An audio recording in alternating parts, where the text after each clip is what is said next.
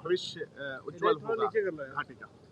नहीं, आज जो फैसला आया हम उससे मुतमईन नहीं हैं और हमारा मानना यह है कि ये कॉन्स्टिट्यूशनल मेजॉरिटी जो लोग कह रहे हैं, अब कॉन्स्टिट्यूशनल मोरालिटी की आज जीत हुई है और मेजॉरिटी मोरालिटी की कामयाबी हुई है। इसमें कोई दो राय नहीं है कि कश्मीर हमेशा से भारत का एक अटूट हिस्सा रहा है, बट अटूट हिस्सा जब हम कहते हैं तो उसका जो रिलेशनशिप है यूनियन से, उसको तो आप डिनाई नहीं कर सकेंगे। और ये जो कॉन्स्टिट्यूशनल रिलेशनशिप कश्मीर से यूनियन का रहा है वो परमानेंट हुआ है। जो कॉन्स्टिट्यूंट असेंबली डिसॉल्व हुई है कश्मीर की। और दूसरी बात यह है कि किसी एक सेमिनार में चीफ जस्टिस ऑफ इंडिया ने कहा है, मैं अंग्रेजी में पढ़ देता हूं, कि public deliberation will always be a threat to those who achieve power in absence. अब क्वेश्चन ये है कि जब आप एब्रोगेट कर रहे हैं स्पेशल स्टेटस, पूरे स्टेट को कर्फ्यू में लगाकर 356 लगा दिया आपने, इलेक्टेड असेंबली नहीं है, तो फिर कश्मीर में डेलिब्रेट किसने किया बताइए हमको, किसने क्या डेलिब्रेट किया? और बोम्बई में फेडरलिज्म को कहा गया कि बेसिक स्ट्रक्चर का हिस्सा है। फेडरलिज्म के माने ये है कि स्टेट की एक आवाज है, उसका एरिया ऑफ कॉम्पिटेंस है, उसको कंप्लीट फ्रीडम ऑपरेट करने का। अब पार्लियामेंट कैसा बोलेगा असेंबली के लिए? और पार्लियामेंट और कैसे पार्लियामेंट एक रेजोल्यूशन पास करेगा जो असेंबली को पास करना था?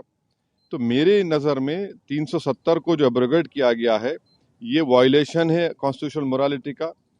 और जो एब्रोगेशन, बाइफर्केशन और डाउनग्रेडिंग हुआ है एक स्टेट के यूनियन टेरिटरी का, ये तो बहुत बड़ा धोखा हुआ है जो हमने कश्मीर के आवाम को वादा किया था। मैं पहले भी कहा हूं, आज भी कह रहा हूं कि अब ये तो लेजिटिमाइज हो चुका है कोर्ट से, तो कल बीजेपी को कोई नहीं रोक सकेगा चेन्नई, कोलकाता, हैदराबाद और मुंबई को यूटी बनाने के लिए। और इसका सबसे बड़ा नुकसान जो होगा आप देख लेना फ्यूचर में, डोगरास को होगा और लद्दाख के बुद्धिस्ट को होगा। वहां पर डेमोग्राफिक चेंज होगा। अभी से आप देख रहे हैं कि जम्मू में जितने राइस मिलें थी वो डोगरा के लोग हाथ से निकल गई। और लद्दाख में आप देखेंगे बहुत बड़े पैमाने पर बुद्धिस्ट लोग नाराज होंगे और वहां पर डेमोग्राफिक चेंज होगा। सर, दो सवाल हैं। आपने ये बात कही कि दूसरे शहरों में भी ये काम करेंगे ये लोग, किस शर्त पे और क्या सबूत और किस दावे के साथ आप कह रहे हैं? देखिए, आज आपने एक स्टेट को 3 यूटी बना दिए, वहां की असेंबली भी नहीं है, वहां 356 है, पार्लियामेंट उनके लिए बोल रहा है, असेंबली नहीं बोल रही है। आपने यूटी बना दिया उन लोगों को 3 को।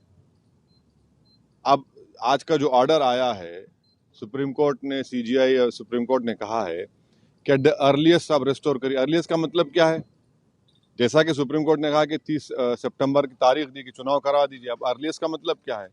और लद्दाख के यूटी को उन्होंने अपहेल्ड किया है। अब वो लद्दाख में क्या पावर्स है बताइए? पहले तो भी काउंसिल में कुछ पावर से, अब तो एलजी डिसाइड करता है बजट उनका। तो ये आप कल किसी को भी करेंगे, आपको जरूरत ही नहीं है 356 लगाने की। आप कहेंगे कि भाई चलो ये लॉ एंड ऑर्डर मसला है और इन चारों को यूटी बना दो, तो खतरा है वो, उस खतरे से कोई इनकार नहीं कर सकता। जल्द चुनाव होना चाहिए, डेमोक्रेटिक वहां पे स्थापित होना चाहिए।